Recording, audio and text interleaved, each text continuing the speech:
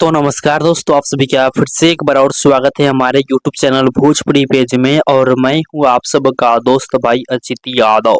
दोस्तों देखिए, कल सुबह सुबह श्याम जी यादव जी का सुर म्यूजिक यूट्यूब चैनल से एक नया गाना आप सबके बीच में रिलीज किया जा रहा है।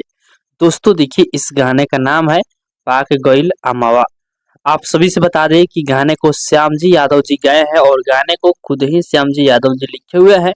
और गाने में यदि म्यूजिक की बात किया जाए तो म्यूजिक बना है इस गाने में गौरव रोशन जी, जो कि इस गाना को कल सुबह 6:30 पर सुर म्यूजिक चैनल पे आप सबके बीच में डायरेक्ट वीडियो संग रिलीज किया जा रहा है। जिस वीडियो में फीचरिंग की है श्याम जी यादव के साथ में पल्लवी सिंह।